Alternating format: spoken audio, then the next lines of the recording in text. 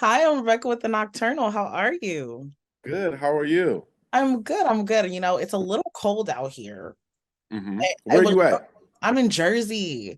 We just got hit with the coldest winter I've ever felt. Oh, poor you. I'm in Chicago. Oh, the Like, we don't poor even you. compare. We don't compare at all. You like, I ain't used to this. My bones ain't made for this. And it's crazy. I've lived in Jersey my whole life. You think I would, but it was just 87 degrees the other day, and now it's 37. So it Word. shook me. It shook me. Yeah, you know what? I do believe that there's something to as as people that are originally from a tropical climate. This is not help like cold weather. We can endure it. Black people can endure anything. That's why they brought us over here. Okay. However, it's not the healthiest thing for us to be in cold weather. You know what I'm saying? Yes, yes. And almost The everyone. other people, they be out jogging in their shorts. Okay. And I be walking to the door. I'm like, get me inside. Yeah. But thank you for your time. I Of really appreciate course, you. of course. I'm so excited to do this interview today. I was like, Mhm. when the opportunity was presented to me, I was like, of course I will do it. What? There's no question needing to be asked. Dope, dope, dope. Well, I want to talk a little bit about the seminars that you're having at the University of Chicago. So talk to me a little about them. Well, I ran for office in 2012, and I ran to be the alderman, city in city council of Chicago, and I lost that race. We took the incumbent to a runoff. I was running against a police officer who was the incumbent city councilman. We took it to a runoff, and I ended up losing the race by 250 votes. That was amazing for a first time, person running to like take the incumbent that far. However, I considered an outsider, but how I for Chicago aldermanic races, it costs between 250 and $300,000 to run a race like that. How I was able to raise money was using hip hop. Lupe came in and did fundraisers for me. Crucial Conflict came in, did performances. We were raising 20, 30, $50,000. And then when people in our community start seeing, oh, Rhymefest is going to use hip hop to reshape and reimagine policy. Well, this is something that even this much time later, the University of Chicago was like, we see you around the world building schools, using your currency in hip hop to build schools in Africa, to activate community programs, to build youth art incubation programs with like what we do with Donda's House. So we took Ye's childhood home and we use it as a lighthouse to teach young people arts. That's where we came out of Donda's House. And so doing that, the university said, "Why don't you come do a Pritzker Axelrod Fellowship and teach our political science students how to use the currency of culture to leverage for social and political justice?" So these seminars that I'm doing at the university is really how do we take our culture and instead of commodifying our identity, use the culture as currency for social and political justice. And that's what we're unpacking. One thing I loved is you mentioned, when you were running, even though you lost, like how you turned that opportunity from instead of it being a negative experience to a positive one. And it's just like, taking what you've been doing throughout your career and placing it into, the community, into different cultures. It's actually like Mm. it's very heartwarming to see because, a lot of Yeah. times people don't take those experiences and turn them into something positive. Yeah, I think that's the evolution of hip hop, though. It's not just me. If you look at what Chance the Rapper and Vic Mensa are doing through the diaspora in Ghana, where they're like, okay, we're going to do these festivals and we want everybody now to fly to Africa. Next year, we're going to do it in Jamaica. Everybody, and then they're infusing an economy, not just in the neighborhood. We're hip hop is global. And I think right now, you got to do more than rap. Like making a song or, this is the positive song I'm making, that's not enough. You have to show application. And there are a lot of artists who are not getting the recognition for the scholarly application of hip hop and Mhm. for the physical stuff that we're doing. Like if you look at Lupe, who's teaching hip hop classes at MIT, that's one of the most prestigious universities in the world. And Lupe is there teaching. If you look at Bun B, who's teaching humanities programs at Rice University, I mean, there's a whole um, plethora of hip hop scholars who also throw music out. You know what I'm saying? So like I just think that's the evolution of the culture right now is to say it's cool to be smart. It's Yeah. cool to like help your people. It's cool to like think of new ideas to raise up everybody. Yo, if you're gonna be a fan of mine, you're gonna need a passport because we out of here. You know what I'm saying? Like this is the evolution of the music where it's not just music because music ain't enough no more. We Mhm. have to show application and how we show up in the lives of people. I definitely agree. Like one of my friends, he's a huge fan of 21 Savage. So when he found out that Mm, 21 Savage had a financial literacy class at a college in Atlanta, he was like, you know what? Let me look a little more mhm. into this. Let me try and learn myself. Like, so I think definitely like, when you have that following and you start getting involved in different things, you bring that following along with you. So I definitely agree with what you're saying. And we grow each other. You know what I'm saying? And we grow, yo, you know what we actually do? We grow each other past the common complaints we have about one another. Mm, I agree. I agree. And And it's and you know, and one of the things I'm learning with that, Rebecca, is that one of the issues we're having is we spend so much time hustling, we spend so much time striving. A lot of times we don't even know when we made it. And we get to the point where you're really living your dream and you have to now practice how to govern and not how to run. You know what I mean? Like when you're running for something, you're fighting. But then it gets to a point where you realize, wait, I am where I wanted to be. Stop fighting and start delegating. And I think that that's one of the things we have to really be self-aware when it's time to stop fighting and it's time to start applying. Does that and make sense? yeah, listen, my mentor tells me that all the time because I'm very much on like that hustle mindset. And she's like, Yeah. Rebecca, when do you feel like you're gonna make it? Because when you do get to that goal, what's next? And I'm like, that's very smart. It's very true. Yeah. You know what, Rebecca? I didn't see people. How many people have we seen from our community make it to the goal and then kill themselves? Yeah, Sabotage it all. It's people right now in jail. R. Kelly in jail forever for sabotaging the dream. You know what I'm saying? It's people that make it, and then the rest of us are like, why would they do that? Like, and it's because we never imagined accomplishing our dream and having a new one. definitely, definitely. That's why you always gotta set different goals and space them out. Exactly, exactly. So when the opportunity was presented to you to teach these seminars, like what was your thought process? What was your reaction when you were making the decision? Number one, I'm about to get smarter. You know what I'm saying? like, and number two is what we were just talking about. How do you pivot from a goal or a dream? So now that I get to teach these seminars, I'm not teaching. I'm going to be learning from these students.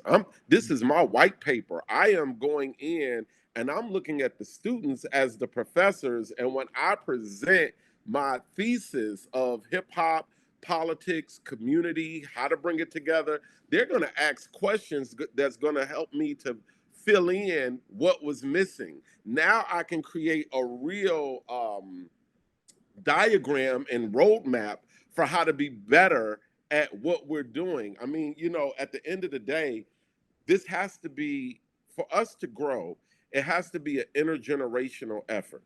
Mm, So young people have to learn from our experience. I'm bringing my experience to the table in a way that is understandable and fun. Every man in my seminars, we bring DJs, I rap, you know what I mean? I bring lyric sheets, then we tell stories, narratives of I'll give you a story real quick. okay. In John Conyers, who was the congressman of Detroit, he was trying to get a national holiday for Dr. King for over 15 years. Reagan and Senator Hemsley were holding it up, and they were saying, "We'll never do a national Dr. King holiday." John Conyers called up one of his homies named Stevie Wonder and said, "Hey, I need your help." Stevie Wonder made a song that we know as the Black Birthday song, "Happy Birthday." The next year in 1981, Reagan and Hemsley said, by tyranny of the majority, we have to pass a national king holiday because that song transformed the hearts of the racists. So we think about things in politics or black and white, but race is a social construct that music can intervene and break through the heart of the poison. You know what I'm saying? And so, Stevie Wonder's song Happy Birthday helped to create a national holiday for Dr. Martin Luther King Jr. When Clinton was losing the black vote because he was going after Sister Soldier, he went to Puff Daddy, who created a campaign called Vote or Die. That campaign helped put Clinton in office. So if culture can be used to shift political campaigns, to create legislation and policy and get it passed through, then why are we stuck with just commodifying identity instead of using our culture to make real impact? And that's what we're uncovering every week, different synopsises of that, and where it fits in my life, where I've done that, and where I've broken barriers between culture, politics, and community. Using those, like, like I said, using the culture. And I feel like sometimes people don't realize, like, you can tell when you're being genuine and when it's disingenuine. So, like, yes, you can sway, but like make Yeah. sure it's genuine in how you do it and that there actually is a positive impact at the end of it, Often, it's what you're saying too, like authenticity. Like, we're not asking anybody to like be somebody they're not, or be positive, or be this, but whatever your experience is, how many perspectives can you come at it from? and Mm, and I think the limitation in black music, for a long time, has been a one or two dimensional perspective.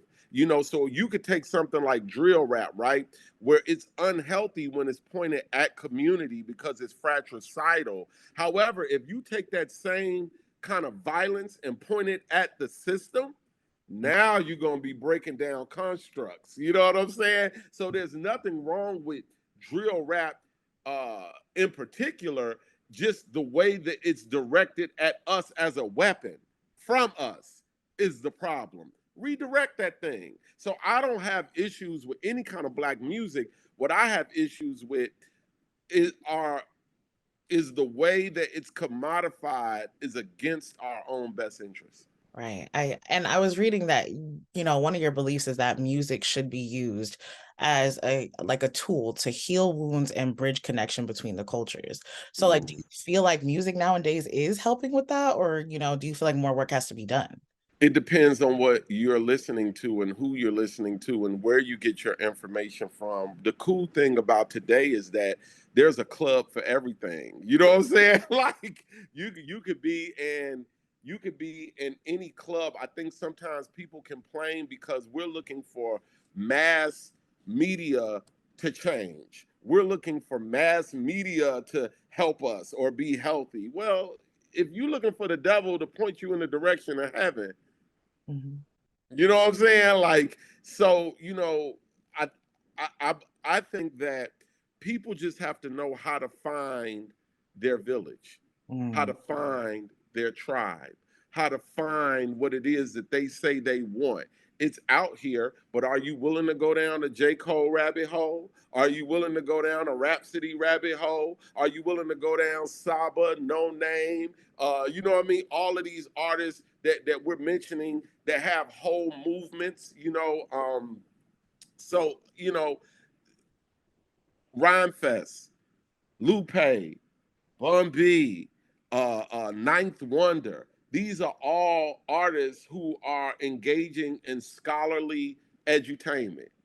Do you want to go down that hole? Or do you want to like just go down the hole of like all the stuff that you hate?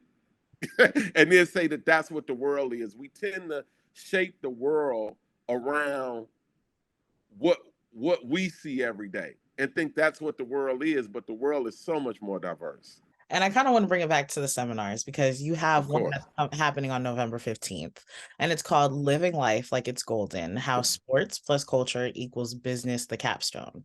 So talk to me a little bit about like what students are going to be able to take from that class, like well, from that Mhm. lesson.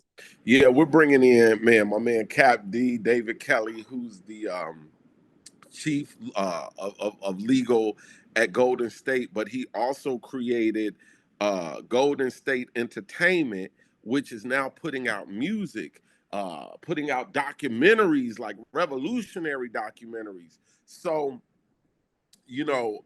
my album is going to be coming out through GSE, through Golden State Entertainment, called James and Nikki. And so, what we're going to do with that seminar is bring Cap in and ask him, what is the intersection between a sports franchise and music? Why are you guys putting out music that makes community impact? You know what I mean? Like what is it? How does that help your franchise? Are these artists expected to sell records, or what is the, because a lot of times what we as artists have issues with is determining, how do you know when you're successful? Because is it streams? Is it like, what is the thing here? So we're going to be talking about that, and we're also going to have some of the artists featured on this new project I'm releasing, James and Nikki. We're going to come in and perform it for the students to show them not only the mindset behind why, but the application of what it looks like. Right, right. And I kind of want to touch on that. You mentioned your album is releasing soon. So tell me a little about what your fans can expect to see from the album and like what was the process like when creating it? So it was this interview going around Instagram with James Baldwin and Nikki Giovanni, and she was saying to him, "Lie to me, like, and you lie to you tell the truth to everybody." No, she said, "You lie to everybody else. You smile for your boss. You smile for this one. You smile for that. I come home. You come home, and I get the worst of it. Smile at me. Lie to me. I'll take the lie for us to be happy. And he's like, but I can't lie to you. She said, of course you can lie to me. You're lying all the time. And I saw this on, like, a lot of people were like trading this clip. And I said, I need to go see the whole interview. And Mm, when I saw it, it was so profound because James Baldwin was a gay man. mm, Nikki Giovanni is a bisexual woman who has a partner who's a woman. Yet they were talking as man and wife, as teacher and student. I mean, in this conversation that they were speaking as poets. They were free. It was like everything in one. And I said, oh, I want to make an album out of that. I want to like show how these subjects that they're addressing are contemporary and what we're going through in our relationships now. So this album that we're releasing called A Conversation mixes the conversation between James Baldwin and Nikki Giovanni with songs that, where I'm bringing up a topic and I got a female rapper on every song responding to me or disagreeing with me or counteracting in the spirit of Nikki Giovanni. And they got bars, and we going bar for bar on subject matters about our relationships. And James and Nikki come in the songs and in between, and they put it in the context. And what we've done with this project, it's 30 minutes and you can't skip it. mm, We made it so it's unskippable. We want to compel people back to art. That's how I'm gonna know who's in this club. This ain't for dumb people. This ain't for people that don't want to think. You know what I'm saying? Or don't want to explore new ways of art. So, it's something that when you listen to James and Nikki, you're gonna want to hear it all the way through. It's mm, like it's an audio podcast. It's an audio book club with mm. music. I love that because I love when I'm listening to an album and there's no skips. Like I'm like, wow, Mhm. like I'm traveling with the artist. Like I'm Yeah. seeing things how they want me to see it. And I just love albums that are like that. And I feel like a lot of times a lot of the artists who I feel like that happened like that for me are like you mentioned, like J. Cole, Lupe. I like those Hmm. type of artists, you know, like those ones who make you want to sit there and listen and really Hmm. dissect word for word what is said. And I'm excited to hear your project. Thank you. Thank you. Yeah, we got to make it compelling because it's not just about, hey, we want to put this message across. It's, is this message that we're putting across something that is an experience in the lives of all of us that we can all relate to? And is it something that helps us grow as we keep experiencing? I want to make songs that, like, not only did it make you think and grow, but when you got your new car or your first car, or it was your birthday or your graduation, this is the song that you could always remember, like brand new, brand new. Oh, I remember when I got my first car and I was pumping brand new in my new car. Like this music has to be a part of your life's experience. I kind of want to bring it back to when we were talking about Golden State Entertainment. Like, how Mm-hmm. important do you think companies like I mentioned, Golden State Entertainment, are to, in terms of like the ability to help reach like a variety of communities outside of just sports and entertainment, but also to different levels like music, documentaries, and even events? Yo, it goes so far with what these sports teams can do through the franchise. So it can go as far as fashion. Right now, Don C is the head designer and of community development for the Chicago Bulls. The Mm. White Sox just released a documentary on YouTube. Everybody go look at the White Sox documentary called Fitted in Black about how NWA and Tupac popularized the White Sox hat. Tupac wore it in Poetic Justice. Ice Cube wore it in the Steady Mobbing video. They went from selling 9,000 hats a year to 1,000,000 hats a year based on hip hop, and how hip hop artists never really got paid for that. You know what I'm saying? However, it was a model for, wait, we need to be collaborating with artists, with community, in order to have a better product. And if you look at all the other communities that go to baseball games, a lot of times it's not our community at the baseball game or even playing baseball no more. However, our culture can help break through barriers in society by the White Sox bringing the culture in. Mhm. You know what I mean? Through the art. And so, with Golden State, this is such a tremendous opportunity for both of us to Mhm. bring James Baldwin and Nikki Giovanni back to the community through the franchise. To Mhm. bring, right now, for me at least, the hottest rappers right now are female rappers. Like, you know what I'm saying? And so for me to have like all these women rappers and showcase their skills, you know what I'm saying? And for Golden State to highlight that, and for it to not be something that exploits our identity. The problem with record labels is that record labels, their goal is how many streams did you get? How many this, and it exploits the identity, and you have to keep becoming more outrageous to get more views and to get your point across. This relieves some of that pressure, being with Golden State, because they're like, all you got to do is make something hard. We'll help you do the rest. We already got the fan base. We already got the stature. You know what I mean? Just make something hard.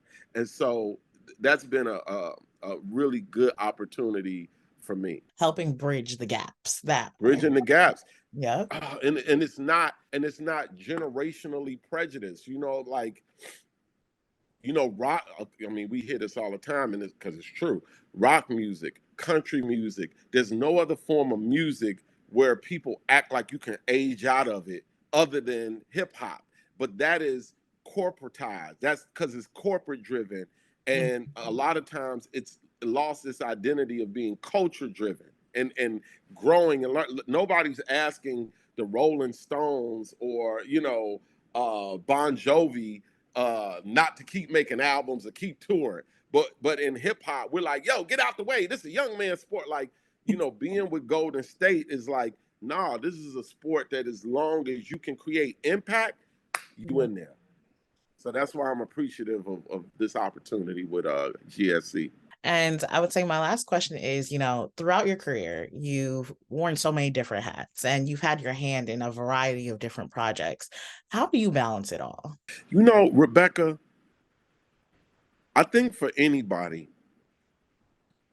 if you can identify your gift, Mm, that is on the way to your purpose. You may not even know your purpose, but identifying your gift and immersing yourself in it and not pimping it. A lot of times people may say, my gift is like for me, for instance, if you were to ask me what's your gift today? I would say my gift is perspective. oh, I can use perspective to write a rhyme. I can use perspective to reimagine policy. I can use perspective to have a conversation with somebody that I may not agree with, but I can see it from where you coming from. You know what I'm saying? mhm, And I'm not looking at that like, man, why hasn't my gift made money for me or made the thing that I want to? Those are your desires. That has nothing to do with your gift. mhm, And sometimes we throw our gifts away when we couldn't pimp it. I've never tried to pimp my gift. I just immerse myself in it. And it shows up in schools in Africa. My gift shows up in James and Nikki and in a creative relationship with Golden State.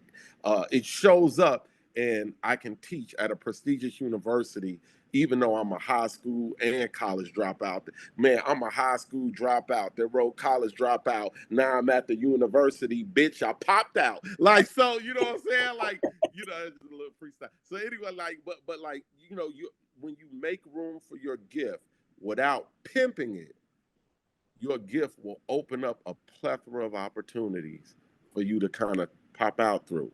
And when we stop limiting ourselves to a career or skill that we got, that you think this one skill is gonna, you know what I mean? Immerse yourself in your gift, ponder your gift, it, cultivate your gift, and watch what happens to your life. oh, I love everything about that. Yes. Thank you so much. Sometimes we all just need a little word that reminds us of where we need to be and where we are at in our lives. Thank you so much for speaking with me today. I'm Yeah, excited to see all your projects, and I love that you had this collab with Golden State Entertainment. yeah. Thank you. Thank you. I'm really enjoying it and I'm looking forward to it. And how we look at it is what success is. Like everything, the last thing I'll say is everyone has to define what success is for them. And your success doesn't have to look like what somebody else's success look like. Or you don't have to pigeonhole your success into a financial number. What success looks like for us is if our community, what we're going to be asking everybody to do, give us 30 minutes of your time. And if our community embraces the project, if our community can give us that time to listen to the project, man, that's success for us. Definitely. Thank you so much.